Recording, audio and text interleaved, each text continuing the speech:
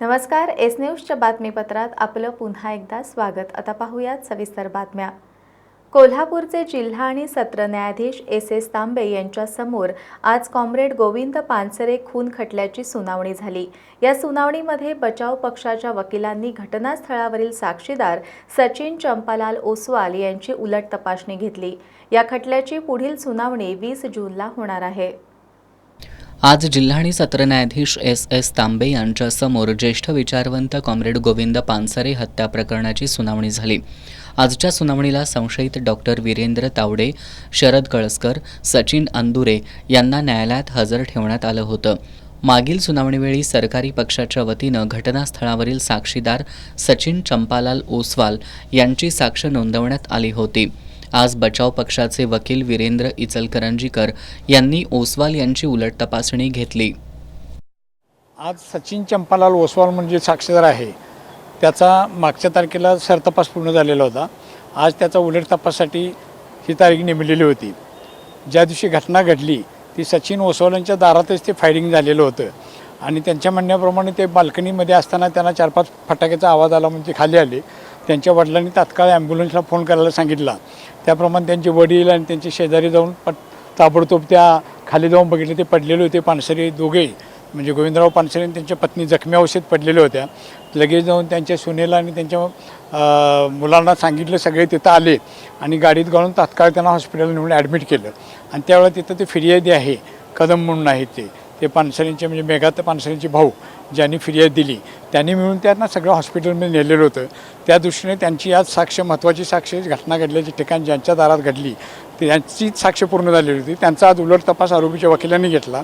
आज काही आरोपींनी आपली वकीलपत्र कमी करण्यासाठी, रुईकर वकील जे आहेत त्याने आपलं वकीलपत्र, आरोपीची वकीलपत्र कमी करण्यासाठी त्याने अर्ज दिला आणि 20 तारखेपर्यंत त्यांना दुसरा कोण त्यांच्यातर्फे वकील नेमायचा आहे त्या वकिलांनी येऊन त्यांचा राहिलेला उलट तपास पूर्ण घ्यायचा आहे.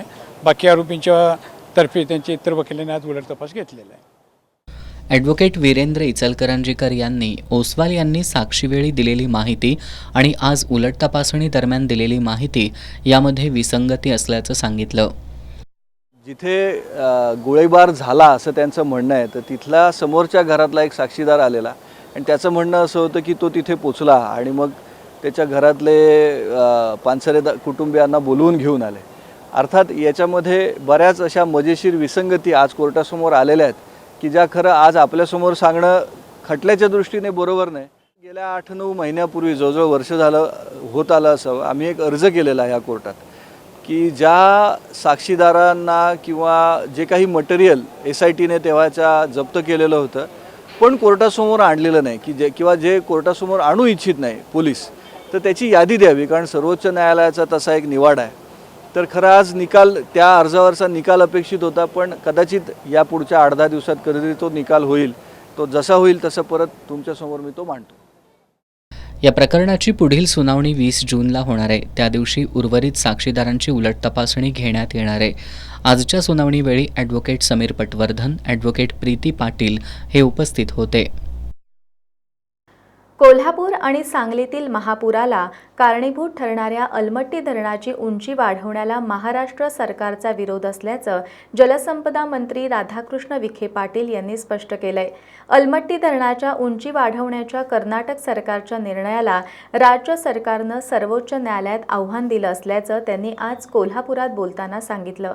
यावेळी त्यांनी राष्ट्रवादी शरदचंद्र पवार पक्षाचे प्रदेशाध्यक्ष जयंत पाटील यांच्या भाजप प्रवेशाची कोणतीही चर्चा नसल्याचं सांगितलं.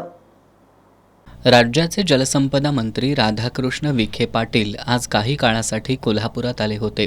यावेळी त्यांनी माध्यमांशी संवाद साधला. कोल्हापूर आणि सांगलीतील महापुराला कारणीभूत ठरणाऱ्या अलमट्टीच्या उंचीवाढीबाबत विचारलं असता त्यांनी अलमट्टीची उंची वाढवण्याच्या निर्णयाला सर्वोच्च न्यायालयानं स्थगिती दिल्याचं सांगितलं. तेलंगणा आणि आंध्र प्रदेश सरकारबरोबरच महाराष्ट्र सरकारनंही उंचीवाढीला विरोध केलाय. उंचीवाढी विरोधात महाराष्ट्र सरकार न्यायालयात गेल्याचं नामदार राधाकृष्ण विखे पाटील यांनी सांगितलं. आपण ऑलरेडी न्यायालयात गेलोच आहे.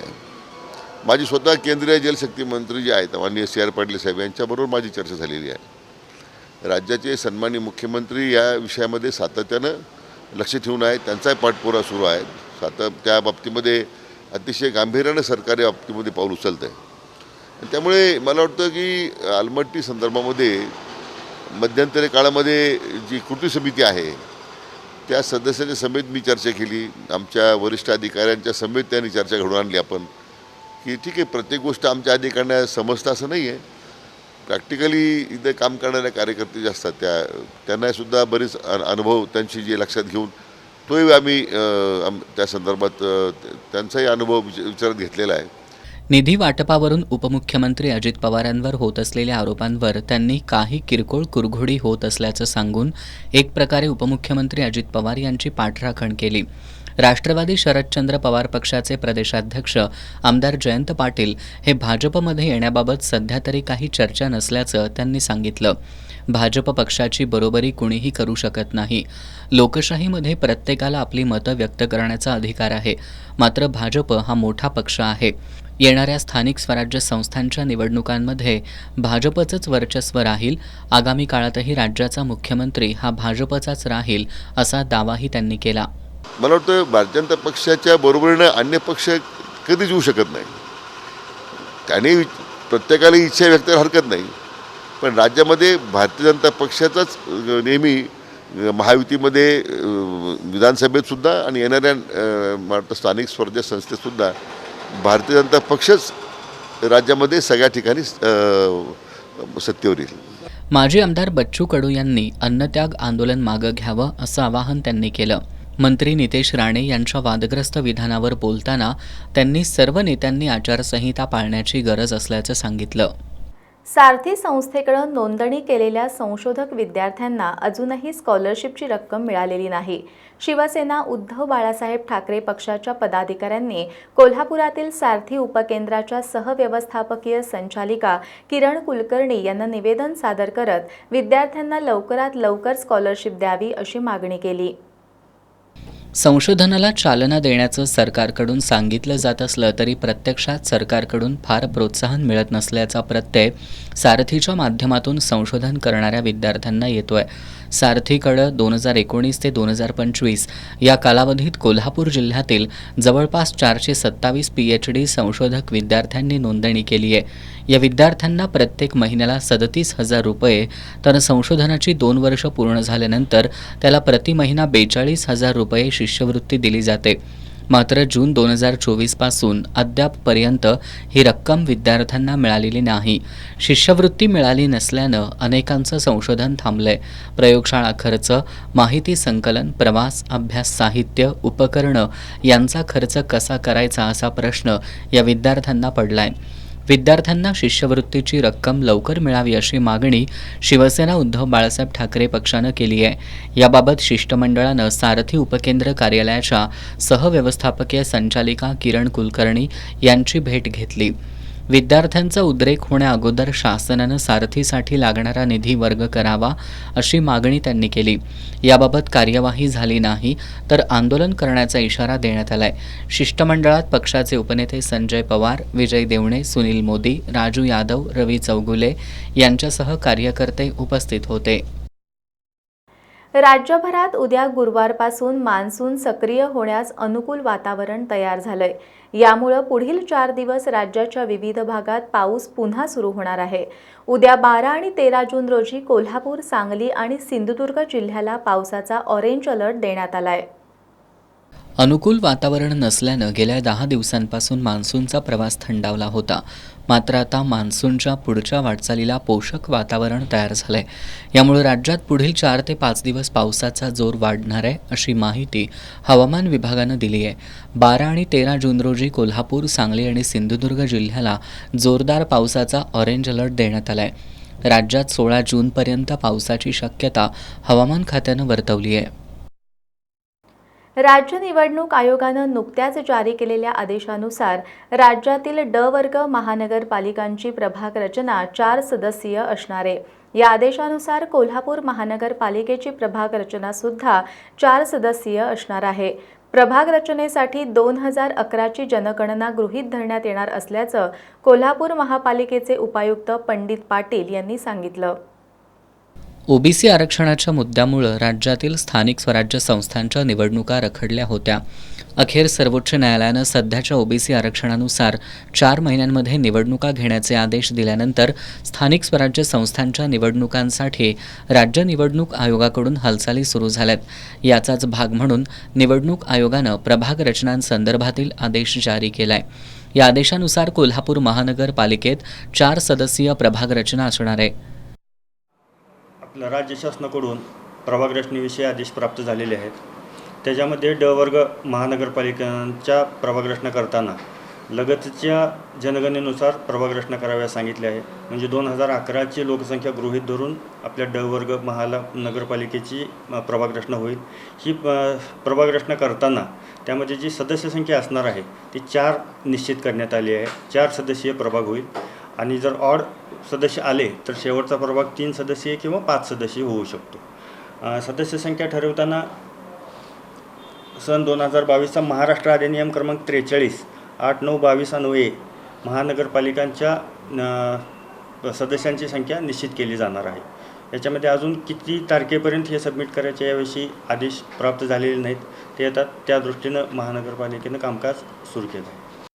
2011ची जनगणना आणि 4 सदस्यीय प्रभाग रचना या निकषांनुसार कोल्हापूर महानगरपालिकेसाठी 20 प्रभागांमध्ये 81 तर इचलकरंजी महापालिकेसाठी 16 प्रभागातून 65 नगरसेवक निवडण्यासाठी निवडणूक प्रक्रिया राबवली जाण्याची शक्यता आहे.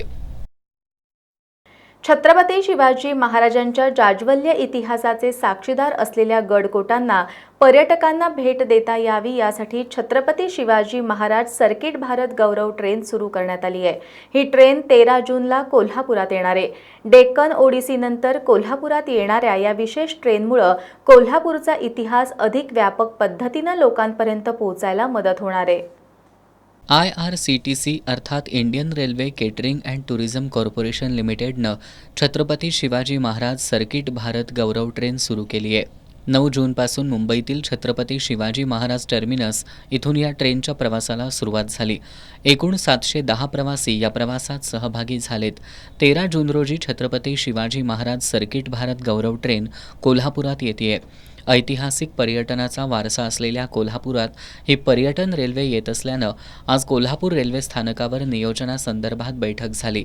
तब्बल 710 प्रवासी कोल्हापुरात येत असल्यानं मोठ्या उत्साहात या पर्यटकांचं स्वागत केलं जाणार आहे. कोल्हापुरातील ज्या ऐतिहासिक पर्यटन स्थळांना भेटी देण्यात येणार आहेत त्याबाबत या बैठकीत चर्चा करण्यात आली. कोल्हापुरात डेक्कन ओडिसीनंतर प्रथमच छत्रपती शिवाजी महाराज सर्किट भारत गौरव ट्रेन येत असल्यानं कोल्हापूरच्या पर्यटनाला चालना मिळेल असा विश्वास कोल्हापूर हॉटेल मालक संघाचे अध्यक्ष उज्ज्वल नागेशकर यांनी व्यक्त केला. ही ट्रेन आल्यामुळे काय होणार आहे तर आपला जो इतिहास आहे, आपली ज्या परंपरा आहे, आपलं जे खाद्य संस्कृती आहे त्याची ओळख देण्याकरता हा आमचा एक उपक्रम असणार आहे. त्याच्यामुळे कोल्हापूरचं टुरिझममधलं भवितव्य हे त्याच्यामुळे वाढणार आहे. 5 रात्री 6 दिवसांच्या प्रवासात छत्रपती शिवाजी महाराजांचा गौरवशाली इतिहास आणि भव्य वारसा दाखवण्यात येत आहे. हा दौरा महाराष्ट्र सरकार आणि भारतीय रेल्वे यांच्या संयुक्त सहकार्यानं आयोजित केल्याची माहिती Indian railway catering and tourism कॉर्पोरेशनचे additional general manager Amrish Kumar यांनी दिली. ये हमारी 9 तारीख को मुंबई से सर्किट चली है. ये रायगढ़ होते हुए पुणे होते हुए आ रही है. ये पुणे में शिवनेरी भीमाशंकर दिखाते हुए ये ट्रेन हमारी कोल्हापुर 13 तारीख को आएगी. कोल्हापुर में हम लक्ष्मी टेम्पल दिखा रहे हैं इनको और इनको पन्हाला दिखा रहे हैं जो दोनों हिस्टोरिकली वेरी रिच है कोल्हापुर में. 13 तारीख को दिखा के फिर ये ट्रेन मुंबई 14 तारीख को चला जाएगा. तो ये टोटल हमारे 6 डेज़ की टूर है, 9 से लेके 14 दिन का. इसमें करीबन 700 लोग हैं. छत्रपती शिवाजी महाराज भारत गौरव ट्रेन महाराष्ट्रातील शिवाजी महाराजांशी संबंधित महत्त्वाच्या ऐतिहासिक आणि सांस्कृतिक स्थळांना भेट देत आहे, ज्यामध्ये किल्ले, मंदिरं आणि संग्रहालय यांचा समावेश आहे. 10 दिवसांच्या या प्रवासात पर्यटकांना रायगड, शिवनेरी किल्ला, प्रतापगड, पन्हाळा आणि पुण्यातील लाल महाल, कसबा गणपती मंदिर आणि शिवसृष्टी थीम पार्क पाहता येणार आहे. भारत गौरव ट्रेन प्रथमच कोल्हापुरात येत असल्यानं त्याचा कोल्हापूरच्या पर्यटनाच्या दृष्टीनेही फायदा होणार आहे. करवीर तालुक्यातील केर्ले इथल्या महेंद्र प्रशांत कुंभारचा प्रेम प्रकरणातून खून करण्यात आलाय. महेंद्रच्या मारेकऱ्यासह खुनाच्या कटात सहभागी असणाऱ्यांना कठोर शिक्षा द्यावी अशी मागणी करत केर्ले गावात बंद पाळण्यात आला. यावेळी झालेल्या शोकसभेत ग्रामस्थांनी तीव्र शब्दात भावना व्यक्त केल्या. प्रेमाच्या त्रिकोणातून जिवलग मित्रानं करवीर तालुक्यातील केर्ले इथल्या महेंद्र कुंभार याचा काटा काढण्यासाठी दगडाच्या खणीत ढकलून त्याचा खून केला होता. याच्या निषेधार्थ केर्ले, मानेवाडी, हनुमाननगर आणि पडवळवाडी या गावातील नागरिकांनी अत्यावश्यक सेवा वगळून मंगळवारी सर्व व्यवहार बंद ठेवत गाव बंद केलं होतं. आईवडिलांना व्यवसायात मदत करणाऱ्या महेंद्रचा खून झाल्यानं कुंभार कुटुंबाच्या पाठीशी संपूर्ण गाव पहाडासारखा उभा राहिल्याची प्रचिती यावेळी झालेल्या शोकसभेत आली. या प्रकरणाची सखोल चौकशी करून मुख्य आरोपींसह खुनाच्या कटात सहभागी असणाऱ्यांनाही शिक्षा झाली पाहिजे अशी मागणी पोलीस प्रशासनाकडे करण्यात आली. याप्रसंगी गजानन पिष्टे, सुनीता माने, पार्वती वळंजू यांच्यासह आबालवृद्ध महिला उपस्थित होत्या. यावेळी गावात कडेकोट पोलीस बंदोबस्त तैनात करण्यात आला होता. कोल्हापूर जिल्ह्यात अभियांत्रिकी पदविका अभ्यासक्रमांसाठी आत्तापर्यंत 7,200 विद्यार्थ्यांनी नोंदणी केली आहे. यापैकी 6,000हून अधिक विद्यार्थ्यांनी अर्ज निश्चिती केली आहे. यंदापासून 3 ऐवजी 4 कॅप राऊंड होणार असून प्रवेश प्रक्रियेत काही प्रमाणात बदल करण्यात आलेत. पॉलिटेक्निक अभ्यासक्रम प्रवेश प्रक्रियेला 20 मेपासून सुरुवात झाली असून 16 जूनपर्यंत विद्यार्थ्यांना नोंदणी करता येणार आहे. जिल्ह्यात 20 तंत्रनिकेतन महाविद्यालय असून यामध्ये 7,100 इतकी प्रवेश क्षमता आहे. कोल्हापुरातील शासकीय तंत्रनिकेतन महाविद्यालयामध्ये 700 इतकी प्रवेश क्षमता आहे. आत्तापर्यंत 7,200 विद्यार्थ्यांनी अर्जांची नोंदणी केली असून 6,000हून अधिक विद्यार्थ्यांनी अर्ज निश्चिती केली आहे, अशी माहिती प्रवेश प्रक्रिया समिती समन्वयक शीतल खोत यांनी दिली. कोल्हापूर जिल्ह्यात जवळजवळ 7,200 विद्यार्थ्यांनी नोंदणी केली आहे या प्रवेश प्रक्रियेसाठी आणि त्यापैकी जवळजवळ 6,000 विद्यार्थ्यांनी अर्ज निश्चिती केलेली आहे. अजूनही अर्ज भरण्याची मुदत ही 16 जूनपर्यंत आहे. जर काही विद्यार्थ्यांकडे काही कागदपत्रे अपूर्ण असतील तरी सुद्धा ती कागदपत्रे पेंडिंग ठेवून ती मुले अर्ज निश्चिती करून घेऊ शकतात आणि 16 जून नंतर 18 जूनला मेरिट लिस्ट लागल्यानंतर त्यांना 2 ते 3 दिवस मुदत मिळणार आहे पेंडिंग जी काही कागदपत्र आहेत ती अपलोड करण्यासाठी. तर 21 जून पर्यंत ही दुरुस्ती करता येणार आहे विद्यार्थ्यांना आणि त्यानंतर 23 जूनला ही अंतिम गुणवत्ता यादी प्रसिद्ध होईल. पॉलिटेक्निकसाठी यंदा पहिल्यांदाच 4 फेऱ्या होणार आहेत. यामध्ये काही प्रमाणात बदल सुद्धा करण्यात आलेत. या बदलाविषयीची माहिती प्रवेश प्रक्रिया जिल्हा नोडल ऑफिसर प्राचार्य डॉक्टर नितीन सोनजे यांनी दिली आहे. तर आपल्याकडे यावेळेस 4 कॅप राऊंड होणार आहेत, जे की पूर्वी 3च होते.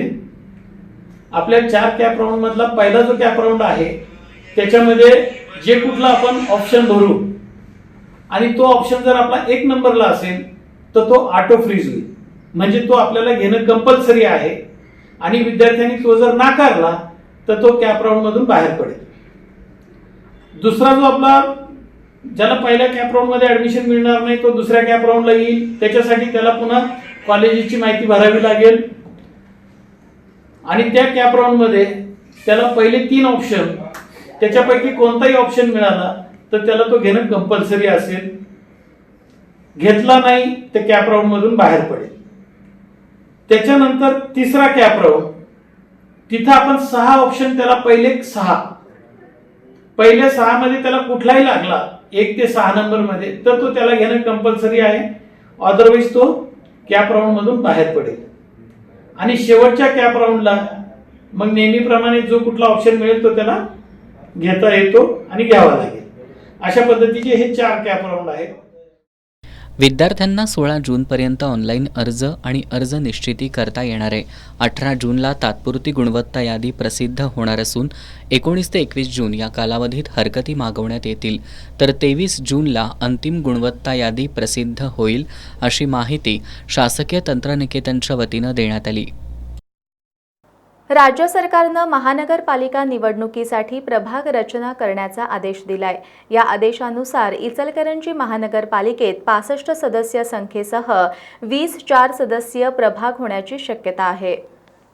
सर्वोच्च न्यायालयाच्या 6 मे 2025च्या आदेशानुसार पुढील 4 महिन्यात स्थानिक स्वराज्य संस्थांच्या निवडणुका घेणं बंधनकारक आहे. त्यामुळे सर्व 27 महापालिकांसाठी प्रभाग रचना प्रक्रिया गतिमान करण्याचे आदेश राज्य सरकारनं काढलेत. ड वर्ग महापालिकांच्या प्रभाग रचनेचे अधिकार जिल्हाधिकाऱ्यांना असणार आहेत. या महापालिकांमध्ये कोल्हापूर आणि इचलकरंजी महापालिकेचा समावेश आहे. या महापालिकांमध्ये प्रभागांची संख्या ठरवताना सर्व प्रभाग 4 सदस्यांचे करायचे आहेत. इचलकरंजी महानगरपालिकेमध्ये 4 याप्रमाणे 65 प्रभाग होणार आहेत. यामुळे उमेदवारांची संख्या मोठ्या प्रमाणात वाढणार आहे. ही निवडणूक रंगतदार होण्याची शक्यता आहे. राज्य सरकारनं महापालिकांच्या निवडणुकीच्या दृष्टीनं तयारी सुरू केल्यानं सर्व राजकीय पक्षातील इच्छुकांनी जोरदार तयारी सुरू केली आहे. ही निवडणूक महायुती महाविकास आघाडी एकत्र लढणार की स्वतंत्र हे अद्याप स्पष्ट झालेलं नाही. मात्र इचलकरंजी महापालिका निवडणुकीत कोण बाजी मारणार हे पुढील 4 महिन्यातच स्पष्ट होणार आहे. 2019-20 आणि 2020-21 मध्ये 5 वर्ष कालावधीच्या विधी अभ्यासक्रमासाठी प्रवेश घेतलेल्या विद्यार्थ्यांना 4थ्या वर्षानंतर BA ऐवजी बॅचलर ऑफ लॉ जनरल हे प्रमाणपत्र देण्यात आलंय. हे प्रमाणपत्र स्पर्धा परीक्षांसाठी ग्राह्य धरलं जात नसल्यानं ते बदलून मिळावं अशी मागणी भारतीय विद्यार्थी मोर्चाच्या वतीनं करण्यात आली आहे. मोर्चाच्या वतीनं निवासी उपजिल्हाधिकारी संजय तेली यांना या मागणीचं निवेदन सादर करण्यात आलं. येत्या 13 जूनपर्यंत शिवाजी विद्यापीठानं याबाबत सकारात्मक निर्णय घेतला नाही तर 14 जून रोजी पंचगंगा घाटावर जलसमाधी घेऊ असा इशारा मोर्चाच्या वतीनं देण्यात आलाय. 12वी नंतर विधीच्या 5 वर्षीय अभ्यासक्रमामध्ये 4 वर्ष पूर्ण झाल्यानंतर अभ्यासक्रमानुसार BA पदवी प्रमाणपत्र दिलं जातं, तर 5 वर्ष पूर्ण झाल्यानंतर स्पेशल LLB हे पदवी प्रमाणपत्र दिलं जातं. मात्र शिवाजी विद्यापीठामार्फत विधी विद्यार्थ्यांना 4 वर्षानंतर दिल्या जाणाऱ्या पदवी प्रमाणपत्रावर बार काउन्सिल ऑफ इंडियाच्या नियमानुसार इंटिग्रेटेड BA असं नमूद असणं आवश्यक होतं. मात्र प्रत्यक्षात विद्यापीठानं 4थ्या वर्षात दिलेलं प्रमाणपत्र बॅचलर ऑफ लॉ जनरल अशा स्वरूपाचं असून इंटिग्रेटेड कोर्स म्हणून याला ग्राह्य धरलं जात नाही. त्यामुळे शिवाजी विद्यापीठ अंतर्गत येणाऱ्या 1400 ते 1500 विद्यार्थ्यांचं भवितव्य धोक्यात आलंय. हे प्रमाणपत्र कोणत्याही स्पर्धा परीक्षेसाठी ग्राह्य धरत जात नसल्यानं त्यांना स्पर्धा परीक्षेला मुकावं लागणार आहे. याबाबत भारतीय विद्यार्थी मोर्चा यांच्या वतीनं शिवाजी विद्यापीठाला वारंवार लेखी निवेदन देऊन प्रमाणपत्रात योग्य ती दुरुस्ती करून विद्यार्थ्यांचं नुकसान टाळण्याची विनंती केली होती. मात्र आत्तापर्यंत कोणतीही कार्यवाही झालेली नाही. यामुळं आज याबाबत निवासी उपजिल्हाधिकारी संजय तेली यांना निवेदन देण्यात आलं. 13 जूनपर्यंत याबाबत निर्णय झाला नाही तर सर्व विद्यार्थ्यांसह 14 जूनला दुपारी 12 वाजता जलसमाधी घेऊ असा इशारा भारतीय विद्यार्थी मोर्चाचे राज्य संयोजक किरण कांबळे यांनी दिलाय. 4 वर्षानंतर ग्रॅज्युएशनची पदवी देणं आवश्यक होतं, पण त्या ठिकाणी चुकीची डिग्री देऊन विद्यापीठानं खऱ्या अर्थानं या 1400 ते 1500 विद्यार्थ्यांची फसवणूक केलेली आहे. आणि हे झाल्या कारणामुळं विद्यार्थ्यांना MPSC सारख्या स्पर्धा परीक्षांना फॉर्म भरता येत नाहीत. सनदसारख्या वकिलीच्या जे लायसन आहे यासाठी सुद्धा फॉर्म भरता येत नाहीत. अशी अनेक तांत्रिक अडचणी विद्यार्थ्यांच्या समोर येत आहेत. आणि या अनुषंगानं शिवाजी विद्यापीठांना आपण जे कुलगुरू आहेत यांना विद्यार्थी मोर्चातर्फे गेले 3 महिने झाले यासाठी आपण निवेदन देत आहोत. त्यासोबत त्यांच्यासोबत चर्चा झाली, मिटिंगा झाल्या, पण ज्या अनुषंगाने त्यांनी मार्ग काढायला पाहिजे तो अद्याप त्यांनी काढलेला नाही. आता या विद्यार्थ्यांच्या समोर एक मोठा भविष्याचा प्रश्न उभा राहिलेला आहे की आता नेमकं काय करायचं. म्हणून आम्ही असा निर्णय घेतलेला आहे की आज आम्ही जिल्हाधिकारी साहेबांना निवेदन दिलेलं आहे आणि निवेदनातून आम्ही इशारा दिलेला आहे की येत्या 2 दिवसामध्ये 48 तासामध्ये संबंधित जी शिवाजी विद्यापीठ आहे या प्रशासनाला सूचना देऊन या विद्यार्थ्यांना पदवी मिळण्यासाठी योग्य ती पावलं उचलावीत. अन्यथा भारतीय विद्यार्थी मोर्चाच्या वतीनं 14 जूनला पंचगंगा नदीच्या घाटावर हे सर्व विद्यार्थ्यांना सोबत घेऊन आम्ही लोक जलसमाधी आंदोलन करणार आहे. यावेळी सौरभ खतकर, सत्वशील माने, गणाधीश मोरे, कल्याणी अनुसे, नेहा सोनुले, शिवानी फिरमे, गंधार जोग, धैर्यशील गोंधळी आदी उपस्थित होते. HCL कंपनीनंतर आता एसेंटेक या कंपनीकडे कोल्हापूर महानगरपालिकेकडील मिळकतधारकांची घरफळा बिलं तयार करायची जबाबदारी आहे. नव्या कंपनीकडून वितरित करण्यात आलेल्या बिलांवरील नावांमुळे मिळकतधारकांमध्ये गोंधळ उडालाय. करनिर्धारक सुधाकर चल्लावाड यांनी मात्र घरफळा बिलांवर मालक आणि भोगवटदार या दोघांचीही बिलं छापली असल्याचं सांगितलंय. कोल्हापूर महानगरपालिकेच्या कार्यक्षेत्रातील मिळकतधारकांची घरफाळा बिलं तयार करण्याची जबाबदारी सध्या एसेंटेक या कंपनीकडे आहे. या कंपनीनं एप्रिल महिन्यापासून 1,65,000 घरफाळा बिलं तयार केली आहेत. या बिलांमध्ये मिळकतधारकांच्या नावांमध्ये गोंधळ असल्याचं मिळकतधारकांचं म्हणणं आहे.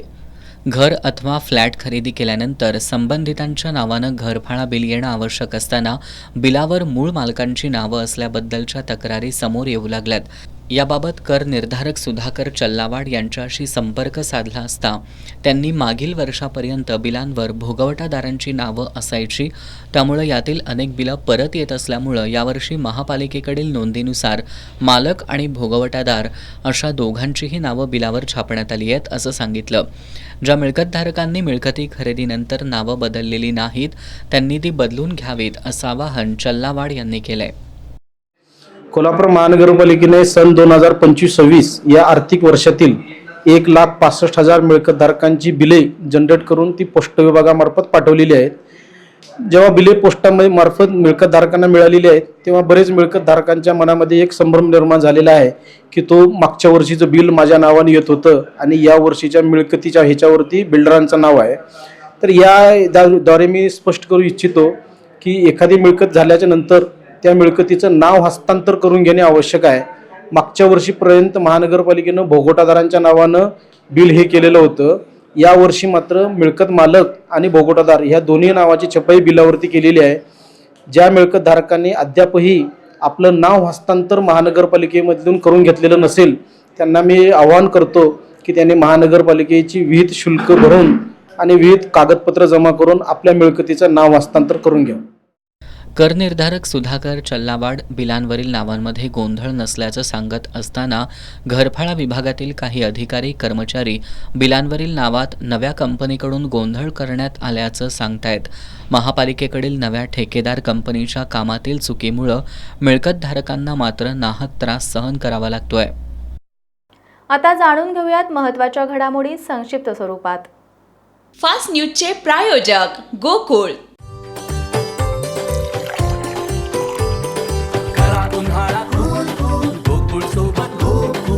गोकुळ सोबत गोकुल. फ्लॅटचा ताबा देण्यास विलंब झाल्यास कर्जाचे व्याज बिल्डरनं देणं बंधनकारक नाही, सर्वोच्च न्यायालयाचा महत्त्वाचा निर्णय. इंडिया आघाडीला धक्का, बिहार निवडणुकीत आपची स्वबळाची घोषणा. सिद्धू मुसेवालावरील डॉक्युमेंटरीवरून वाद, वडिलांच्या आक्षेपानंतरही बीबीसीनं यूट्यूबवर केली रिलीज. 3 राज्यातील 7 जिल्ह्यांना सरकारचं गिफ्ट, 6,400 कोटींच्या रेल्वे प्रकल्पांना मान्यता. नमस्कार. विश्रांतीनंतर एस न्यूजच्या बातमीपत्रात आपलं पुन्हा एकदा स्वागत. कर्नाटकातून कोल्हापूर शहरात गांजा विक्रीसाठी आलेल्या दोघांना राजारामपुरी पोलीस ठाण्याच्या गुन्हे शोध पथकानं अटक केली आहे. त्यांच्याकडून सुमारे 9 किलो गांजासह 5 लाख रुपयांचा मुद्देमाल जप्त करण्यात आलाय. राजारामपुरी पोलीस ठाण्याचे उपनिरीक्षक सचिन चंदन यांना एका 4 चाकीतून दोघेजण गांजा विक्रीसाठी कोल्हापुरात येणार असल्याची माहिती मिळाली होती. या माहितीवरून राजारामपुरी पोलीस ठाण्याच्या गुन्हे शोध पथकानं राजाराम तलाव परिसरात सापळा रचत संशयावरून एका 4 चाकीची तपासणी केली. याच 4 चाकीतून कर्नाटकातील हुक्केरी तालुक्यातील शमशतर बेज मुजावर आणि जिया उल रहमान मुजावर हे दोघेजण गांजा विक्रीसाठी आल्याचं निष्पन्न झालं. या दोघांकडं 9 किलो 186 ग्रॅम गांजा आढळून आला. पोलिसांनी या दोघांना ताब्यात घेत गांजाच्या साठ्यासह 5,50,000 रुपये किमतीचा मुद्देमाल जप्त केला. या दोघांविरोधात राजारामपुरी पोलीस ठाण्यात गुन्हा दाखल करण्यात आलाय. सहाय्यक पोलीस निरीक्षक भारत साळुंखे या प्रकरणी अधिक तपास करतायत. पोलीस निरीक्षक सुशांत चव्हाण यांच्या मार्गदर्शनाखाली पोलीस उपनिरीक्षक दत्तात्रय भोजने, सचिन चंदन, सचिन देसाई, विशाल शिरगावकर, संदीप सावंत, नितीश बागडी, अमोल पाटील, सचिन पाटील, तरन्नुम चौगुले, सुरेश काळे, दीपक येडगे, राजू ताटे, अजय सावंत यांनी या कारवाईत सहभाग घेतला. HP गॅस कंपनीद्वारे इचलकरंजी शहराच्या काही भागात पाईपलाईनद्वारे गॅस पुरवठा केला जातो. मंगळवारी रात्री 10 वाजण्याच्या सुमाराला अलायन्स हॉस्पिटल ते चंदूर इचलकरंजी रस्त्यावरील एका वळणावर गॅस पाईपलाईनला गळती लागली. यामुळे परिसरात भीतीचं वातावरण पसरलं होतं. 1 तासाच्या प्रयत्नानंतर HP गॅस कंपनीच्या कर्मचाऱ्यांना गळती थांबवण्यात यश आलं. इचलकरंजी शहरामध्ये गॅस पाईपलाईनचं जाळं पसरवलं जात आहे. शहरातील काही भागात HP गॅसद्वारे पाईपलाईनच्या माध्यमातून गॅस पुरवठा केला जातोय. मंगळवारी रात्री 10च्या सुमारास इचलकरंजी चंदूर रस्त्यावर असणाऱ्या अलायन्स हॉस्पिटलजवळ HP गॅसच्या पाईपलाईनला गळती लागली. मोठ्या प्रमाणात गॅस बाहेर येऊ लागल्यानं परिसरात भीतीचं वातावरण पसरलं होतं. याबाबतची माहिती काही नागरिकांनी अग्निशमक दल, HP गॅस कर्मचारी आणि पोलिसांना दिली. घटनास्थळी पोलीस आल्यानंतर त्यांनी रस्त्यावरील वाहतूक बंद केली. सुमारे 1 तासाच्या अथक प्रयत्नांनंतर लिकेज काढण्यात HP गॅसच्या कर्मचाऱ्यांना यश आलं. कोल्हापूर महापालिकेच्या आरोग्य विभागानं रंकाळा स्टँड परिसरातील आयरेकर गल्लीतील प्रदीप बुलबुले यांच्या घरातील पाळीव मांजरं जप्त केली आहेत. बुलबुले यांच्या घरातून 2 ट्रॅक्टर भरून अडगळीचं साहित्य आणि दुर्गंधीयुक्त कचरा काढण्यात आलाय. कोल्हापुरातील रंकाळा स्टँड परिसरातील आयरेकर गल्लीमध्ये प्रदीप बुलबुले आणि त्यांची पत्नी माधुरी बुलबुले यांनी बेकायदेशीरपणे घरामध्ये पाळीव मांजर पाळलं होतं. यामुळं दुर्गंधीयुक्त कचरा आणि अडगळीच्या साहित्यामुळं संपूर्ण गल्लीत दुर्गंधी पसरली होती. याबाबत स्थानिक नागरिकांनी महापालिका आणि पोलिसांकडे तक्रार केली होती. त्या अनुषंगानं महापालिकेच्या आरोग्य विभागानं आज बुलबुले यांच्या घरी जाऊन बेकायदेशीर पाळीव मांजरं जप्त केली. तसंच घरातील 2 ट्रॅक्टर अडगळीचं साहित्य, दुर्गंधीयुक्त कचरा काढला. यावेळी 3 मांजरं पकडली तर उर्वरित पाळीव मांजरं पळून गेली. या कारवाईवेळी कर्मचारी आणि बुलबुले यांच्यामध्ये वादावादी झाली. पोलीस बंदोबस्तात ही कारवाई करण्यात आली. अतिरिक्त आयुक्त राहुल रोकडे, सहाय्यक आयुक्त कृष्णा पाटील, पशुवैद्यकीय अधिकारी डॉक्टर विजय पाटील यांच्या मार्गदर्शनाखाली आरोग्य निरीक्षक स्वप्नील उल्पे, नंदकुमार पाटील, सहाय्यक आरोग्य निरीक्षक दिलीप पाटणकर, सूरज घुणकीकर, मुकादम कामगारांनी ही कारवाई केली. मुरगुडमधील शिवभक्तांनी वृक्षारोपण मोहीम राबवत पर्यावरण रक्षणाचा संकल्प केलाय. 25 झाडं लावून त्यांनी या मोहिमेला सुरुवात केली आहे. या मोहिमेअंतर्गत 500 झाडं लावण्यात येणार आहेत. मुरगुडमधील शिवभक्तांनी सलग दुसऱ्या वर्षी वृक्षारोपणाचा संकल्प करत समाजासमोर एक वेगळा आदर्श ठेवलाय. मुरगुडचे सहाय्यक पोलीस निरीक्षक शिवाजी करे आणि सहाय्यक फौजदार प्रशांत गोजारे यांच्या हस्ते या अभियानाचा शुभारंभ करण्यात आला. शिवगड आध्यात्मिक संस्था आणि सर पिराजीराव तलाव परिसरात 25 झाडं लावण्यात आली. यंदा एकूण 500 झाडं लावण्याचा संकल्प शिवभक्तांनी केलाय. मुरगुड नगर परिषदेनंही या उपक्रमाला सहकार्य देण्याची तयारी दर्शवली आहे. यावेळी सामाजिक कार्यकर्ते सर्जेराव भाट, विक्रम गोधडे, ओंकार पोतदार, सुशांत मांगोरे, पांडुरंग मगदूम, तानाजी भराडे, संकेत भोसले, विनायक साळोखे आदी उपस्थित होते. कोल्हापूर धर्मादाय उपायुक्त कार्यालयानं कोल्हापूर जिल्हा कबड्डी असोसिएशनचा बदल अर्ज नामंजूर केला होता.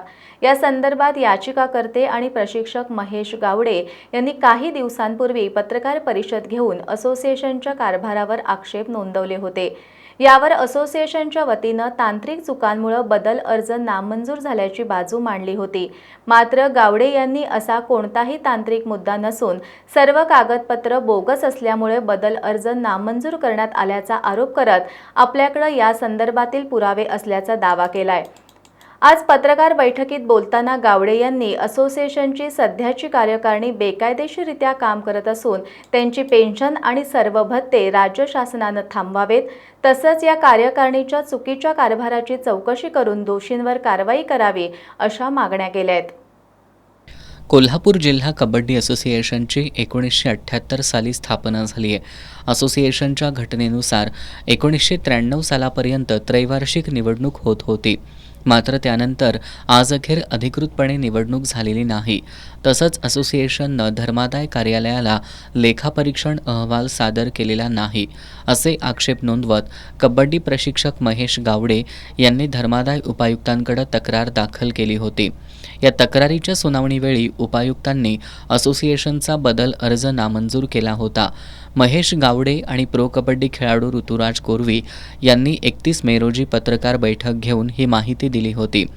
यावर बाजू मांडताना कोल्हापूर जिल्हा कबड्डी असोसिएशनचे सचिव रमेश भेंडीगिरी यांनी तांत्रिक कारणांमुळे बदल अर्ज नामंजूर करण्यात आला असला तरी अर्ज मंजुरीसाठी आवश्यक ती कार्यवाही करण्यात येणार असल्याचा खुलासा केला होता. यावर आज पत्रकार बैठक घेत प्रशिक्षक महेश गावडे यांनी तांत्रिक कारणांमुळे नव्हे तर बोगस कागदपत्रांमुळे असोसिएशनचा बदल अर्ज नामंजूर करण्यात आल्याचं सांगत असोसिएशनच्या कारभारावर गंभीर आरोप केलेत. रमेश भेंडीगिरी यांनी तांत्रिक मुद्द्यावर ही बदल अर्ज नामंजूर झालेला आहे हे सांगितल्यामुळे आज मी प्रेस कॉन्फरन्स घेऊन सर्व ओरिजिनल कागदे व डॉक्युमेंट जे कोर्टासमोर सादर करून यांचा बदल अर्ज नामंजूर झालेला आहे हे दाखवण्याकरता मी या ठिकाणी आज पत्रकार परिषद घेतलेली आहे. त्यामुळे जो रमेश भेंडीगिरी यांनी सांगितलेलं आहे की तांत्रिक मुद्द्यामुळे हा बदल अर्ज नामंजूर झालेला आहे, तो तांत्रिक मुद्द्यामुळे झाला नसून तो बदल अर्ज फक्त आणि फक्त न्यायालयाच्या माननीय धर्मादाय उपायुक्त यांच्या कोर्टासमोर आम्ही जे बोगस कागदपत्रे जोडून जे काही लेखापरीक्षण अहवाल जोडून जे सादर केलेलं होतं ते आम्ही निदर्शन आणून हा बदल अर्ज नामंजूर झालेला आहे एवढंच मी सांगतो. सगळ्यात मूळतः म्हणजे लेखापरीक्षण अहवालमध्ये जे काही तिने नमूद केलेलं आहे त्याची सखोल चौकशी लावावी एवढी माझी कळकळी विनंती आहे. कारण की आमच्या घटनेत 25 रुपये दिलेला आहे आणि ही घेत्यात 5-5 हजार रुपये एका मंडळाकडून. त्याबद्दल सखोल चौकशी लावावी आणि यांच्यावर जो गुन्हा सिद्ध झाल्यास यांची पेन्शन सकट बंद करण्यात यावी. काही लोकांची यात पेन्शन चालू आहे. असोसिएशननं 18 वर्षाखालील राज्य अजिंक्यपद स्पर्धेसाठी खेळाडू निवडताना मर्जीतल्या खेळाडूंना प्राधान्य देत आपल्यावर अन्याय केला असल्याचा आरोप खेळाडू आणि प्रशिक्षकांनी केला आहे. मी राष्ट्रीय किशोर नॅशनल खेळाडू आहे आणि काल झालेल्या 18 कबड्डी ट्रायल होती तिथे मला चांगली खेळूनसुद्धा मला घेतलं नाही आहे. जिल्ह्याची सगळी वशिलेची पोरं घेतलेली आहेत. यावर मला न्याय मिळावा. मी खेळाडूचा न्याय मागण्यासाठी गेल्यामुळे रमेश भेंडीगिरी सर यांच्याकडे गेलतो तेव्हा त्यांनी मला शिवीगाळ करून दादागिरीची भाषा सांगितली. याच्यावर मला न्याय मिळावा. बाबुराव चांदोले यांच्याकडून न्याय मिळावा याबाबत मला न्याय पाहिजे. प्रशिक्षक महेश गावडे यांच्यासह अन्य प्रशिक्षक तसंच खेळाडूंनी जिल्हा कबड्डी असोसिएशनवर केलेल्या या आरोपांनंतर असोसिएशन काय भूमिका मांडणार याकडं आता सर्वांचं लक्ष लागलंय. आजच्या पत्रकार बैठकीला शिवराज निंबाळकर, राहुल ठोंबरे, युनुस पिंपरे, वैभव ठोंबरे, स्वप्नील हांडे, अथर्व माने, संचित दिवेकर आदी उपस्थित होते. लावणी सम्राज्ञी स्वर्गीय सुलोचना चव्हाण यांच्या 92व्या जयंतीनिमित्त कोल्हापूरसह सांगली, सातारा जिल्ह्यातील विविध क्षेत्रात कार्यरत असलेले 80 हौशी गायक सलग 10 तास 100 लोकगीतं आणि 100 लावण्या सादर करणार आहेत. सरगम म्युझिकल ग्रुपच्या वतीनं 15 जूनला प्रतिभानगरमध्ये राबवण्यात येणाऱ्या या विक्रमी उपक्रमाची ग्लोबल जिनियस बुक ऑफ रेकॉर्डमध्ये नोंद होणार आहे. कोल्हापुरातील डॉक्टर, इंजिनियर्स आणि विविध क्षेत्रातील मान्यवरांनी गायनाच्या आवडीतून सरगम म्युझिकल ग्रुपची स्थापना केली. या ग्रुपच्या वतीनं दरवर्षी विविध सांस्कृतिक कार्यक्रमांचं आयोजन केलं जातं. यावर्षी ग्रुपच्या वतीनं लावणी सम्राज्ञी स्वर्गीय सुलोचना चव्हाण यांच्या 92व्या जयंतीचं औचित्य साधून कोल्हापूरसह सांगली, सातारा जिल्ह्यातील डॉक्टर, इंजिनियर यांच्यासह विविध क्षेत्रातील 80 गायक सलग 10 तास 100 लोकगीतं आणि 100 लावण्या सादर करणार आहेत. कोल्हापुरातील प्रतिभानगर इथल्या महालक्ष्मी हॉलमध्ये रविवारी 15 जून रोजी सकाळी 9 ते संध्याकाळी 7 वाजेपर्यंत हा कार्यक्रम सुरू राहणार आहे, अशी माहिती ग्रुपच्या समन्वयक डॉक्टर आशा शितोळे आणि उदय पाटील यांनी दिली. या विक्रमाची ग्लोबल जिनियस बुक ऑफ रेकॉर्डमध्ये नोंद होणार आहे. या पत्रकार बैठकीला माया मनपाडळेकर, राजकुमार पारकर, अंजली धारिया, KP शिंदे, डॉक्टर अनिता परितेकर उपस्थित होते. उद्या गुरुवारी होणाऱ्या कर्नाटकी बेंदूर सणासाठी कोल्हापुरातील बाजारपेठेत पूजनासाठी लागणाऱ्या मातीच्या बैलांसह विविध रंगातील बैल तसंच सजावटीचं साहित्य खरेदीसाठी गर्दी होतीये. महाराष्ट्रातील पारंपरिक सणात बेंदूर सणाला अत्यंत महत्त्वाचं स्थान आहे. उद्या होणाऱ्या कर्नाटकी बेंदूर सणानिमित्त कोल्हापुरातील बाजारपेठेत पूजनासाठी लागणाऱ्या मातीच्या बैलांसह विविध रंगातील बैल खरेदीसाठी गर्दी दिसून आली. पूजनासाठी मातीच्या बैलांची विक्री होत असली तरी सर्वाधिक मागणी रंगीबेरंगी मोठ्या बैलजोड्यांना वाढतेय. बाजारात याच बैलांची विक्री अधिक होत असून आकर्षक रेशीम धाग्यांसह सजवलेल्या रंगीबेरंगी अशा बैलजोडीच्या दरातही यंदा वाढ झाली आहे. उच्च न्यायालयानं नुकतीच POP गणेश मूर्तीवरील बंदी उठवली आहे. इचलकरंजीतील कुंभार समाजानं आज शिवतीर्थ चौकात साखर पेढे वाटून या निर्णयाचं स्वागत केलं. गणेशोत्सवापूर्वी मुंबई उच्च न्यायालयानं POP गणेश मूर्तींवरील बंदी उठवण्याचा निर्णय दिला. मात्र या गणेश मूर्तींचं विसर्जन हे नैसर्गिक जलस्रोतांऐवजी कृत्रिम तलावांमध्ये करण्याची अट न्यायालयानं घातली आहे. या निर्णयामुळे मूर्तिकारांना मोठा दिलासा मिळाला आहे. इचलकरंजीतील कुंभार समाजाच्या वतीनं आज शिवतीर्थ चौकात साखर पेढे वाटून या निर्णयाचं स्वागत केलं. बातमीपत्रात शेवटी पुन्हा एकदा एक नजर आजच्या ठळक घडामोडींवर. कॉम्रेड गोविंद पानसरे हत्या प्रकरणाच्या सुनावणीत आज बचाव पक्षाच्या वकिलांकडून घटनास्थळावरील साक्षीदार सचिन ओसवाल यांची उलट तपासणी. पुढील सुनावणी 20 जूनला होणार. कर्नाटक सरकारच्या अलमट्टी धरणांची उंची वाढवण्याच्या निर्णयाविरोधात राज्य सरकारची सर्वोच्च न्यायालयात धाव. जलसंपदा मंत्री राधाकृष्ण विखे पाटील यांची माहिती.